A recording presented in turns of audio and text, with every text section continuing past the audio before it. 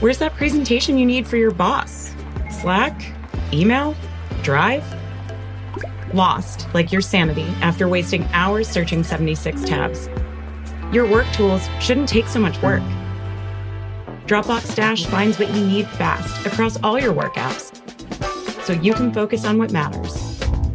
Spend less time searching, more time creating. Learn more at dropbox.com/dash.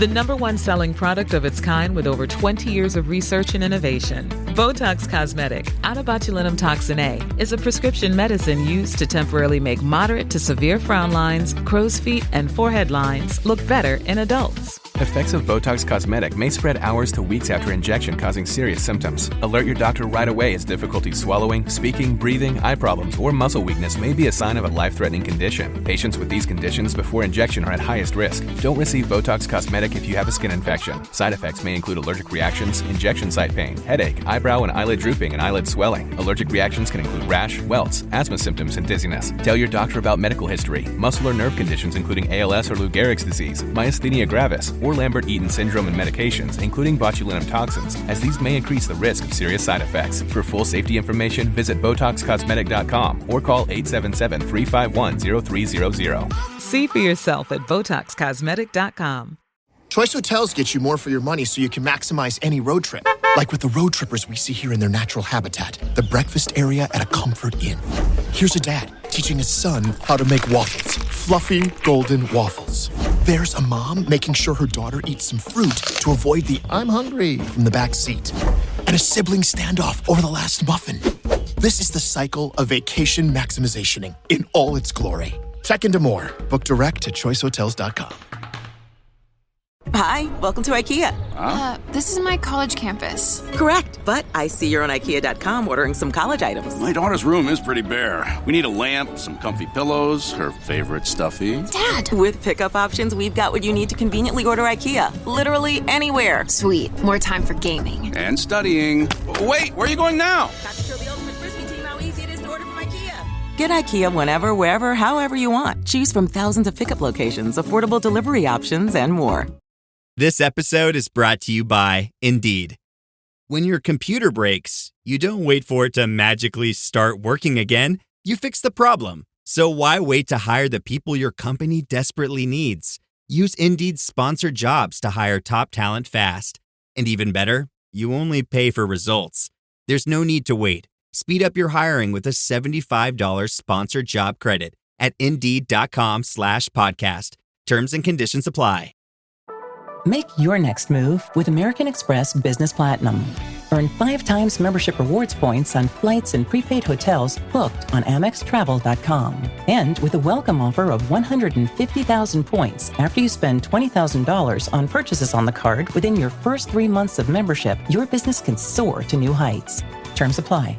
Learn more at americanexpress.com/business-platinum. Amex Business Platinum. Built for business by American Express. This episode is brought to you by Polestar. There's only one true way to experience the all-electric luxury SUV Polestar 3, and that's to take a test drive. It can go from 0 to 60 in as little as 4.8 seconds with the dynamic handling of a sports car. But to truly understand how it commands the road, you need to be behind the wheel. Up to 350 miles of range, the 3D surround sound system by Bowers & Wilkins. It's all something you have to experience to believe. So book your test drive for Polestar 3 today at Polestar.com. If you went on a road trip and you didn't stop for a Big Mac or drop a crispy fry between the car seats or use your McDonald's bag as a placemat, then that wasn't a road trip. It was just a really long drive. Ba-da-ba-ba-ba. At participating McDonald's. Hey business owners, we know you know the importance of maximizing every dollar. With the Delta SkyMiles Reserve Business American Express card, you can make your expenses work just as hard as you. From afternoon coffee runs to stocking office supplies and even team dinners, you can earn miles on all your business expenses. Plus, you can earn 110,000 bonus miles for a limited time through July 16th. The Delta SkyMiles Reserve Business Card. If you travel, you know. Minimum spending requirements and terms apply. Offer ends 7/16/25. Welcome to the HCI family of podcasts. We're your source for personal, professional, and organizational growth and development. We share our own original research, explore industry trends, and interview executives and thought leaders from across the globe. Join us for practitioner-oriented content around all things leadership, HR, talent management, organizational development, and change management. Maximize your personal and organizational potential with the HCI family of podcasts.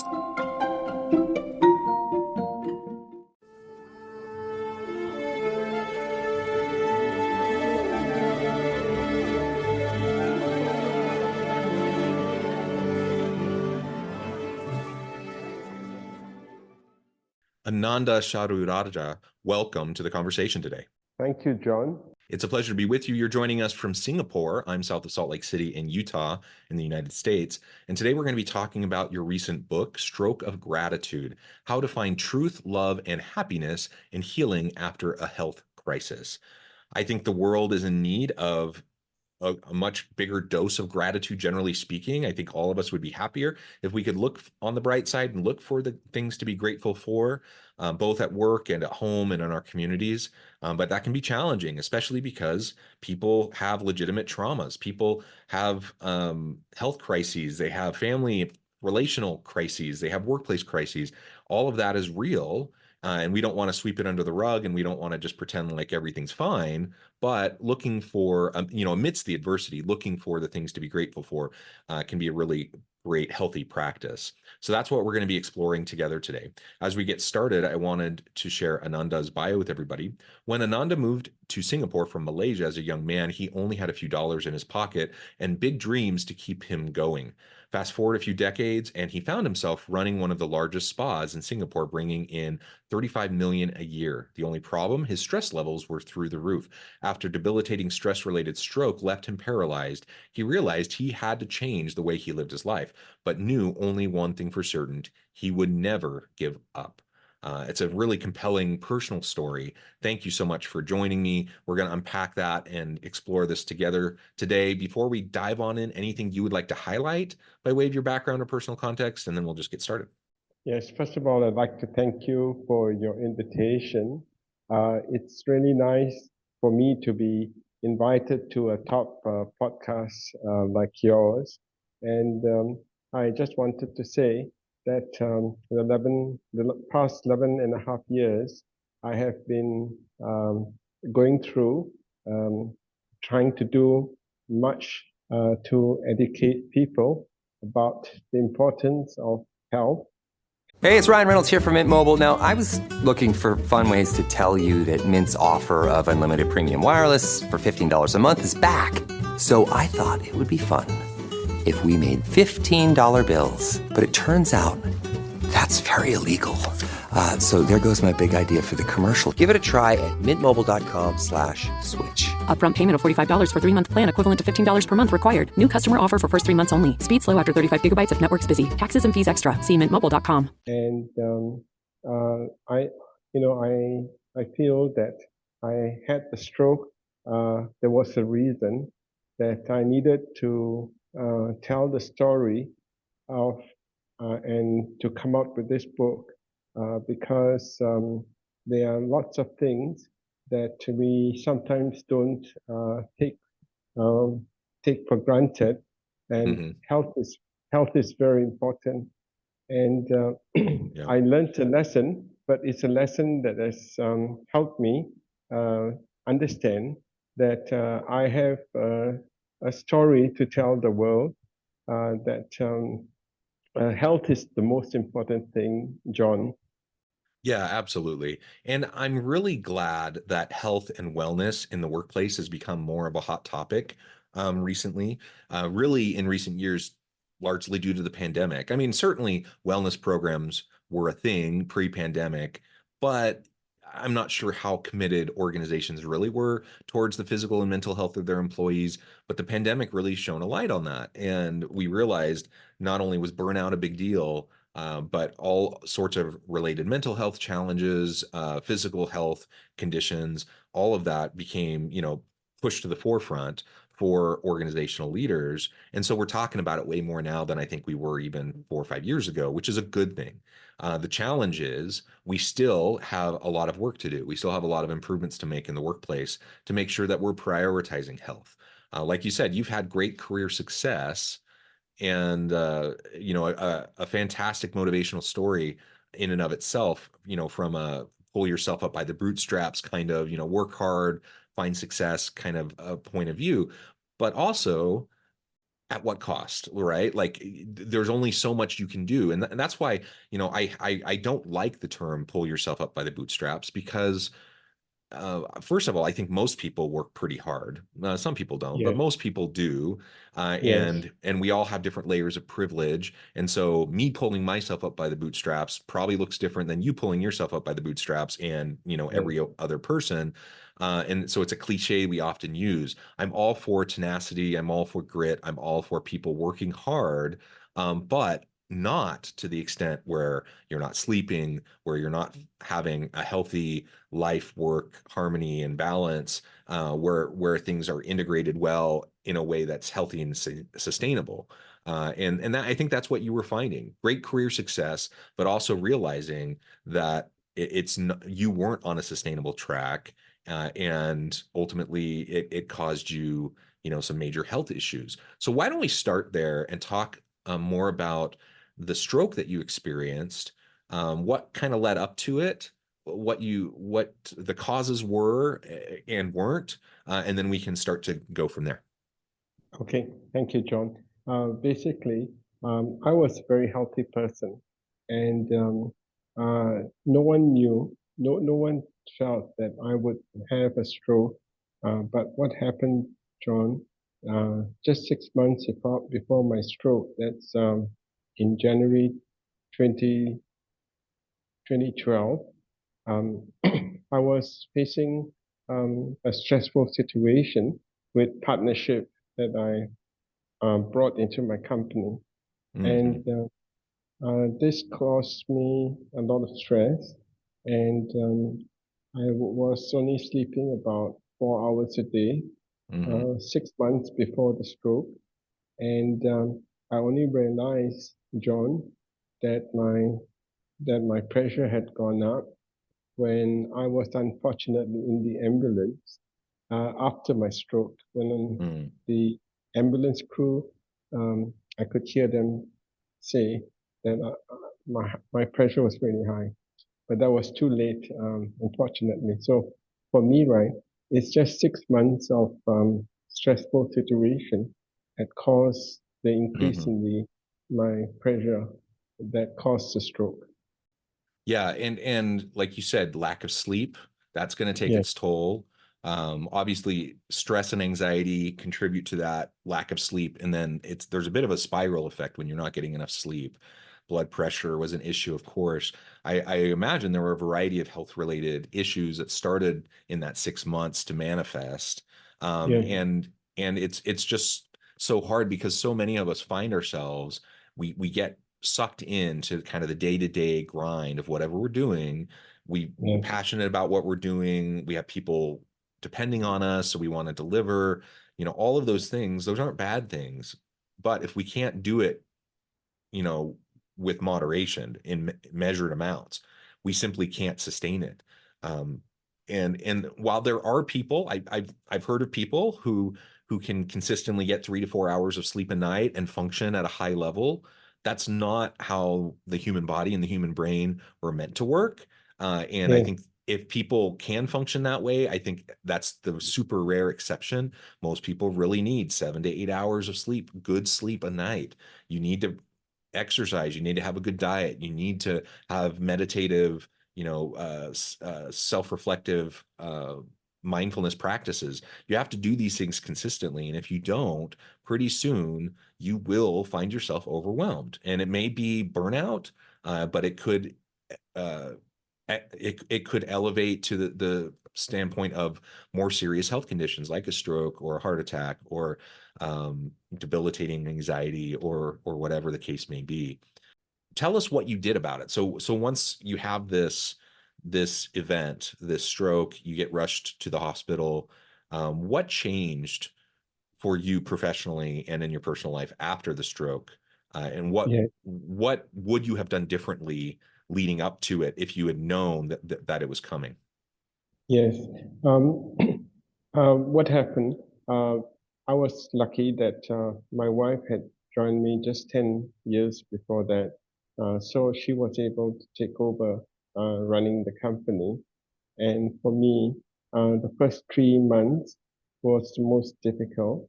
It was me um, trying to be able to speak again. And half my body, my right side, was paralyzed at that time. And I thought that I would be back maybe within a year, but I didn't realize that my paralysis was going to be a long-term thing.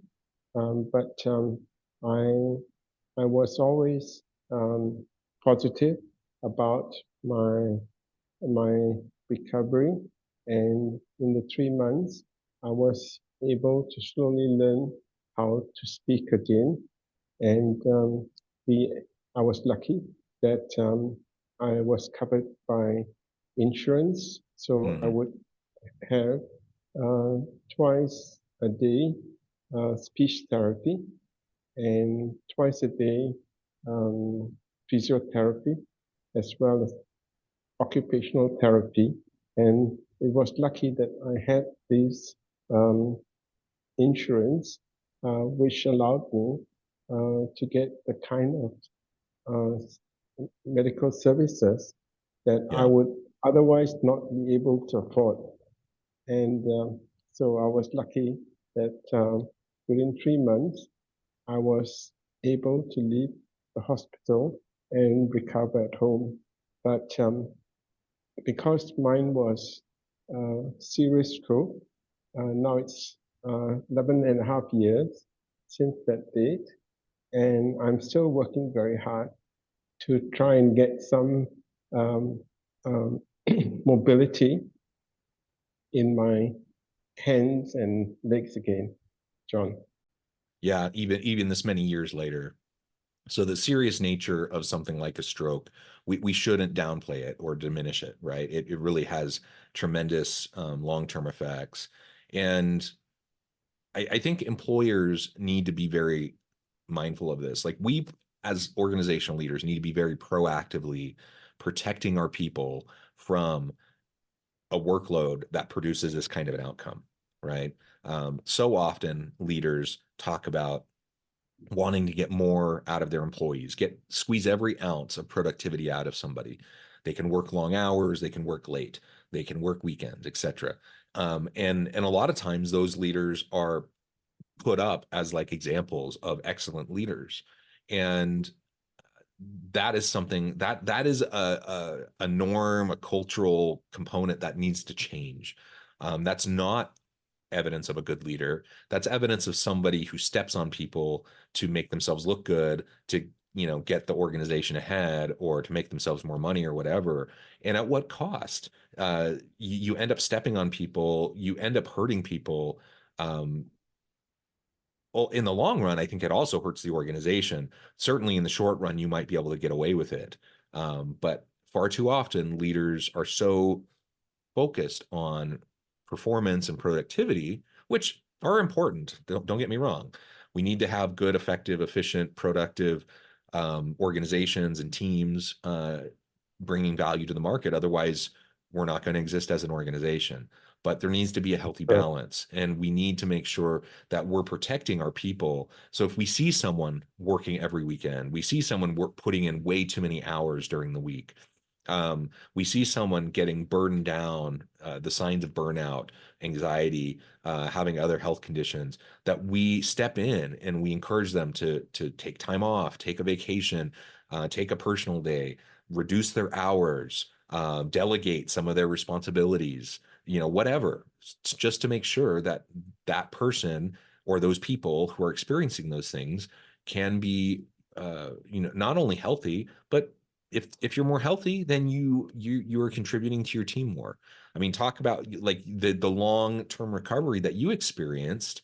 If you were an employee for an organization and that occurred, that is a huge amount of lost productivity that the organization then has to deal with, because because of your health condition, right? And so even if you don't focus on the human component, the human case, I think it's just we can agree that we need to treat people better than that. We need to treat people with dignity and respect and humanely. But even if you set that aside and you just talk about the organization's ability to do what it does, to be effective, to produce, it's in their interest. It has a strong business case, bottom line impact on the organization being able to be productive as well. So let's not forget that. Let's make sure that we have balance in all things, that we don't overwhelm people, that we, some organizations really do have the mindset, we're just going to chew them up and spit them out. We're going to pull people in. We're going to get every last ounce of productivity and creativity and innovation out of them for a couple of years. We'll use them up. Then they can go on their way and we'll get the next person. And that, in my mind, is a morally reprehensible strategy and approach to how you deal with people. And so, let's be honest about it. Let's have some honest conversations and push back when leaders are being unreasonable in what their expectations might be. So 11 years plus now past your recovery, you're still recovering. You still have elements that you're trying to heal from and recover from. Can you talk to us about the importance of positive mindset throughout this whole process for you? As you experience the stroke, as you've moved into recovery, as you've gotten back into professional life, balancing it with home and family, what has been the role of positive mindset for you to be able to heal not only your mind, but also your body? Yes, I think the positive mindset has been very important, John. Most medical doctors and physiotherapists will say that recovery from stroke is normally between the first 3 months to 6 months. But for me, I've had continuous improvements, even though my stroke was very serious. My doctors are very happy with my progress, even up to now. And that is because of my positive mindset, never wanting to give up, and me visualizing myself back to my previous self. So I think these are things that is very important. Unfortunately, many people who have had stroke give up, and when they give up, then it becomes very difficult. But for me, my journey is in the positive direction that I want to do talks, right, in companies in Singapore, where I'm invited at lunchtime talks to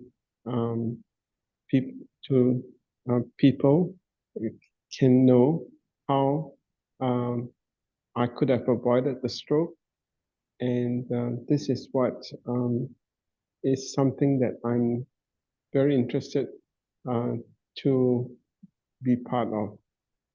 Yes. Yeah, I think it's wonderful that you've had the opportunity to share your story, to, kind of be a warning voice for people who may feel like they're invincible. Sometimes it's organizations and leaders exploiting workers, pushing them past their limit. That absolutely happens, and it shouldn't happen. But it's also true that individuals make the choice. Like I'm ambitious. I want to progress in my career. Maybe I'm a workaholic, whatever. Like, people make choices about their lifestyle and how they're going to get exercise and what they're going to eat, their diet, how much sleep they're going to get, how much work they're going to do, etc. We need to, as individuals, have healthy balance, and we need to strike, we have to have healthy boundaries to maintain that balance. And so if I'm one that's inclined to overdo it, to overwork, then I need to be aware of that tendency and recognize that I'm not invincible, even if I might feel that way, especially when we're younger. Like, that's kind of a typical thing. Like, a lot of young people just kind of feel like they're invincible. They can kind of do whatever they want. They have lots of bad habits. that will eventually catch up with them, and you just can't maintain that long term. You might be able to even do it for a few years when you're younger, but as you get older, you just can't. You just can't do that. So on an individual level, we need to be way more proactive about making sure that we are setting up healthy boundaries and guarding ourselves and our health. From an organizational perspective, we need to design work in such a way that it's more sustainable and healthy. We need to, from a leadership perspective, we need to make sure that we are not having unrealistic expectations and that we're actually supporting our people. A couple years ago now, it was probably 2 years ago, that I was having a conversation with a CEO, and they had a position open that they were trying to search for. They felt like it was an important position. They didn't feel like they had enough budget to pay what they had wanted to pay. And so their mentality was, we know we're only going to be able to pay 80% of market for this job, for what a person would normally expect. We're going to only be able to pay you about 80% of that, but I expect 1,000% of effort from you for that 80% of pay. That was literally something that came out of her mouth. And she didn't see it as a problem at all. She felt like that was good leadership on her part, that she would have that kind of high expectations. And I had to push back and say, in what world does that make sense, that we are essentially going to exploit someone for 10K times the 10 times the productivity expectation for what we're actually paying them? That's completely unreasonable. And so leaders have a responsibility, so do individuals. Let's all do better in making sure that we're protecting each other, that we're supporting each other, and that when someone does have a health incident, that we can step in and pick up the slack, like your wife did for you. That we have a plan and a strategy for how other people can step in. That's why it's so important to develop your bench strength. So especially if you're in a leadership role, sometimes we talk about, like, what if you get hit by a bus tomorrow? You're a leader and you get hit by a bus tomorrow. What happens? What happens to your team? What happens to your projects? Do you have a plan in place? Do you have people? Have you developed your bench strength so people could step in and help? If we're constantly doing that, then we can be in a position where we're proactively maintaining balance and health and developing our people simultaneously, because we're delegating, because we're collaborating, because we're leaning on their expertise more. Sorry, I kind of went on a soapbox there for a little bit. Yes, but you're absolutely right, John. We do not know, when uncertainty happens. And for me, it's something that I never would have expected when I was 55 to have such a serious stroke that would happen to me. Yeah, absolutely. And it's cost me millions of dollars for my company, unfortunately. Well, I really, really appreciate you taking the time, being vulnerable, sharing your experience with us. I note the time and I need to let you go here in just a minute, but before we wrap things up, I wanted to give you a chance to share with the audience how they can connect with you, find out more about your work, your team, and then give us the final word on the topic for today. Thank you so much, John. What I would like to share is that 1 in 4 people in the world will have a stroke in their lifetime, and that 80% of strokes are avoidable. So I feel that if people know this, they would take more care about management of stress, management of sleep. These are 2 things that are very important, and I can be contacted on my website, which is strokeofgratitude.com. And so I would like to thank you, John, for your invitation today. Thank you. It's been a real pleasure. I encourage the audience to reach out, to get connected, find out more about how you can collaborate and work together. And as always, I hope everyone can stay healthy and safe, that you can find meaning and purpose at work each and every day. And I hope you'll all have a great week.